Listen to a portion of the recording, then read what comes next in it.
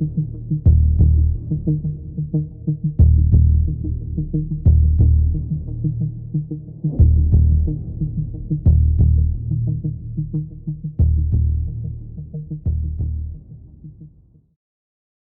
wildfires and extreme temperatures hit parts of Europe and my home country of England, it's hard not to feel the sense of chaos and calamity that has overtaken much of the world.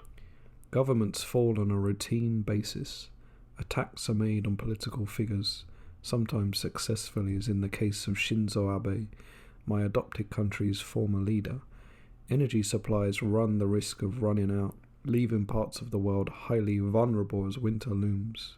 With the extreme humidity we experience every time this year in Japan, winter certainly seems a distant thought, far from most people's minds. All the while, COVID-19 and its ongoing effects hang around like a lost spirit, not able to leave us to return to that sense of normalcy we all felt we had before the first cases were reported and a doomed cruise liner rolled into the dock, carrying some of the first known to be infected.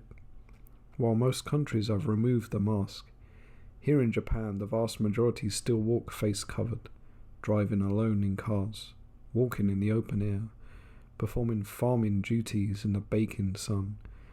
The fear of what the pandemic may still bring cloud in the air so thickly it can be at times suffocating for some of the unlucky few in the most real sense. Films made during the pandemic carry terms like COVID-19 film and pandemic movie, suggesting that the fear of infection affected productions directly, and quite possibly the finished product in both an artistic sense and perhaps a subconscious sense too. Films with small casts, the actors aware of social distancing, and a coldness about the movie's atmosphere have been cropping up in the tidal wave of content that has only increased as movie theatres dwindle, already hit by the rise of the streaming giants, but also as the popularity of movies is replaced by 15-second TikTok videos, YouTube shorts, Instagram reels. Our first film today, which I mentioned and recommended to gore fans in episode 1, is set right on the first day of a pandemic which is far, far more frightening than anything the coronavirus has thrown at us. There is certainly none of the iciness of a COVID-19 movie, and social distancing is only desired by the uninfected and rarely gained. The heat of summer can be felt. Chaos is felt to such an extent as to leave the viewer with a very real sense of despair, but without the time to dwell on the sense of loss and loneliness many of us have experienced since the early months of 2020. Welcome to Taiwan, where sadness and pure terror are forever entwined.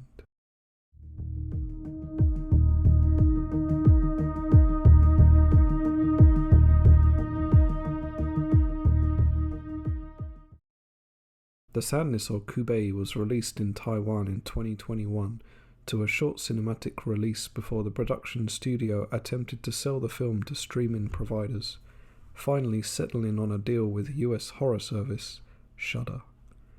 As the film's IMDb page interestingly informs us, the film was funded with, quote, a mixture of cryptocurrency and revenue from a producer's camgirl business. It seems the plethora of ways to raise finances for movies in the modern world are increasing to ever unexpected territories. The movie was directed by Rob Jabaz, a native to Canada who moved to Taiwan to further his career. While working in animation as a freelancer, he devised a concept influenced by the graphic novel Crossed, which depicts nasty people infected by a virus who act out their worst impulses. Other influences in the film were closer to home, such as an incident of extreme violence that occurred on the Taiwanese metro system in 2014, and traditional playground games found in Taiwanese high schools. The movie opens with Berant Zhu's Jim, a youthful young man who we can see who loves his girlfriend but can't help letting her down in favour of finding work, and Regina Lee's Kat, the girlfriend who wears a suit to work and longs to get away from the bustle of the city and her office job to spend time with him. They awaken to what seems a normal day, just like any other. We quickly discover that something unsettling is hovering over the city, a virus that has many skeptics as to its severity, but with scientists on TV proclaiming that we take caution.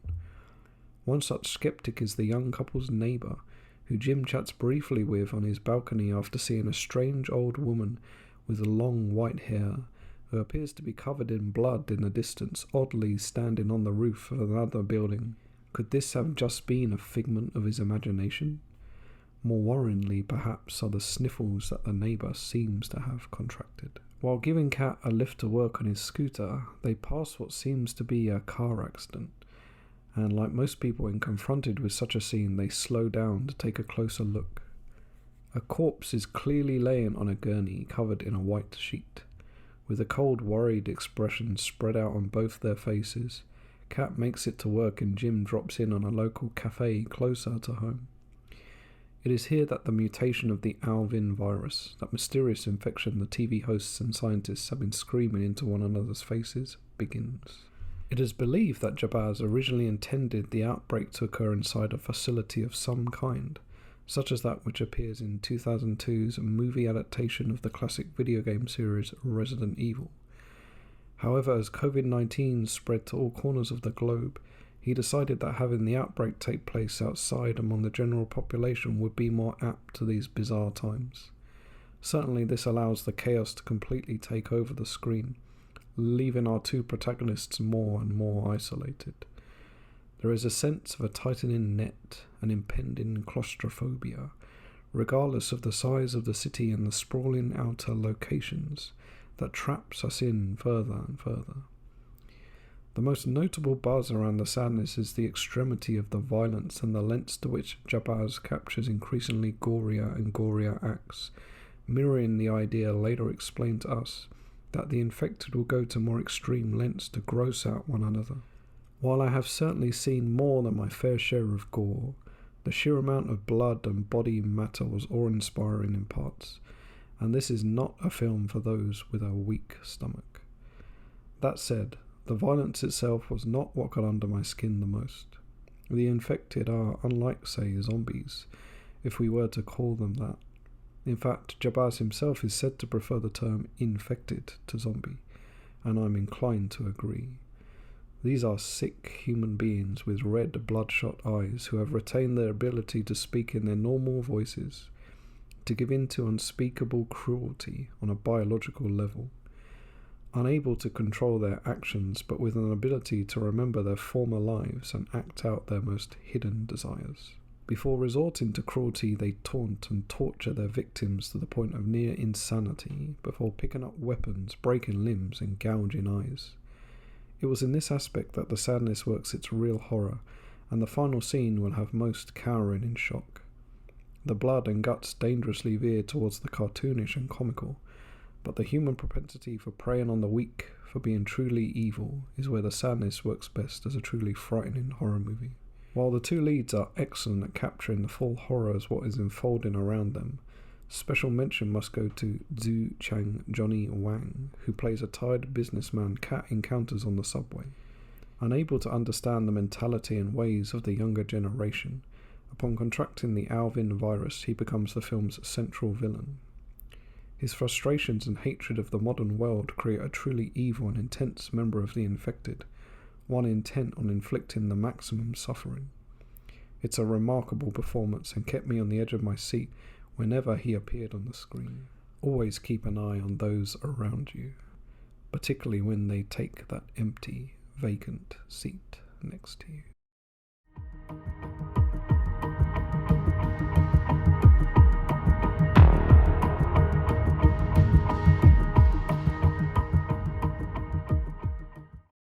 Is men really just about men? There are certainly many of them in the movie, with Rory Kinnear playing almost all of them. In Ex Machina, writer-turned-director Alex Garland had two of them building a female-looking android. In Men, our protagonist, Harper's husband, James, is a controlling, selfish one, who after hitting her finds no way back from the brink of despair and desperation in the knowledge that he has lost her forever.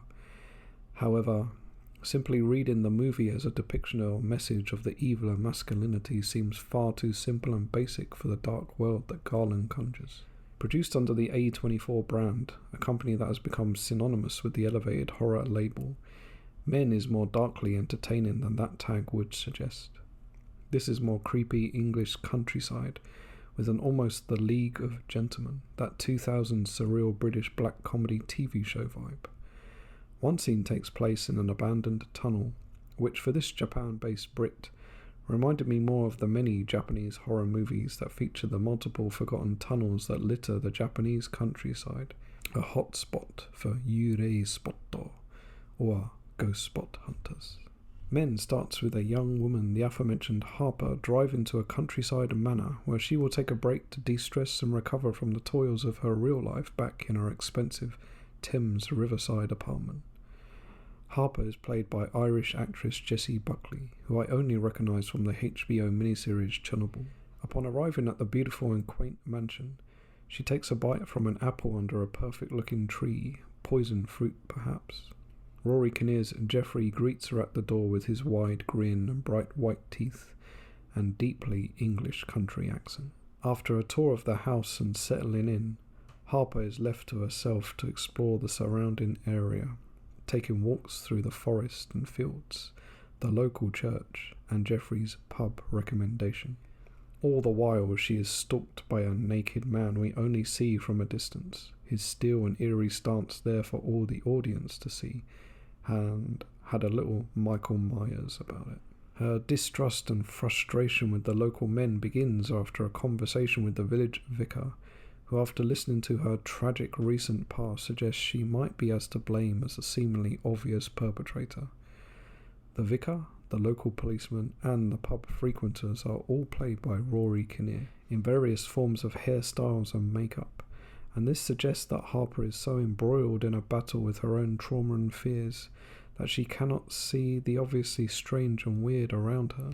While this could pull the viewer out of the film, I found it engaging and surreal, a nightmarish world we cannot escape from, with every turn pulling us further down the rabbit hole, heading for an ending no viewer will be able to predict. In fact, the ending is one of the most intense and bizarre I've seen for a long time. Most will not be able to comprehend what they have just seen. My favourite scene takes place just before the final madness.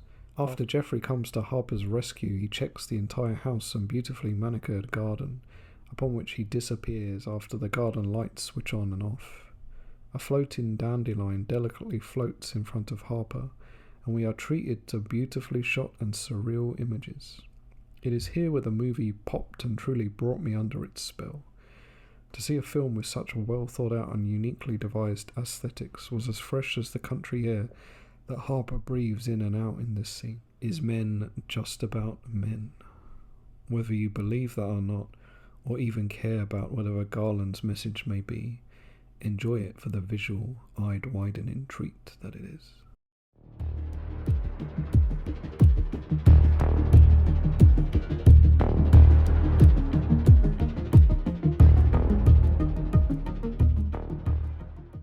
This past month I've grown increasingly enamoured with the movies of the Japanese director Kurosawa Kiyoshi, most famous for his 2001 movie Pulse and 1997's Cure.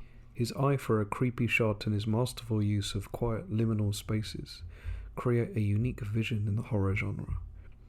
Like Cure, Seance or Kore, released in 2000, features Yakusho Koji in a leading role, a striking presence on the screen who often appears in Yakuza or organised crime films. In fact, Kurosawa and Yakusho have worked together on multiple projects. Like Scorsese and De Niro or DiCaprio, Kurosawa and Mifune, they make for a formidable pairing and clearly accentuate each other's artistic properties. Seance follows Yakusho in the role of Sato and his wife Junko, played by the excellent Fubuki Jun, and one tragic incident that will change their lives forever. They live in the countryside, their homes surrounded by fields on all sides. However, like most Japanese middle-aged men, Sato commutes to the city every day, while Junko works closer to home. At home, in fact. He is a sound engineer who captures and catalogues sound effects to be used in movies and TV shows. Like the characters in Pulse, who discover how sound and images can be distorted and twisted when run through machines, Technology seems to play a central role in Sato-san's life.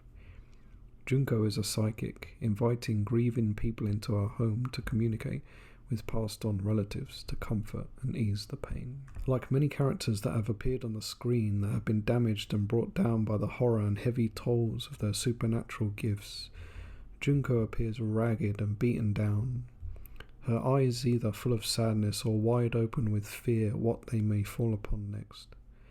In most of the Kurosawa Yakusho collaborations, damaged female characters feature prominently. We witness one such incident that further troubles and damages Junko's frailty when she attempts to go back to a part-time job working in a small restaurant, against the best wishes of her husband. It is this scene that frightened me the most.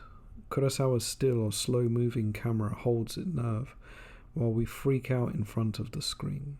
Quite like Sato, Kurosawa uses sound effectively, this time to terrifying effect. It was a scene that stayed with me after the final credits rolled. A less frightening but altogether more disturbing scene introduces a small girl playing in a park. When a sinister man tells her that her mother has been badly injured in an accident and that he should take her to the hospital, the real horror and tragedy begin. What follows visually reminded me of Nakata Hideo's 2002 film Dark Water, but where Seance really delivers is in its propensity to show the limits to where even seemingly good, ordinary people can go to cling on for survival and protect what we all feel we deserve, a comfortable, safe life. Remorse and regret weigh heavily on our two leads by the end. I felt despair by the end of this movie, but was as impressed by a TV movie, Seance, as much as I was by any of Kurosawa-san's theatrical releases. Catch this one if you dare. I recommend watching it with the lights off.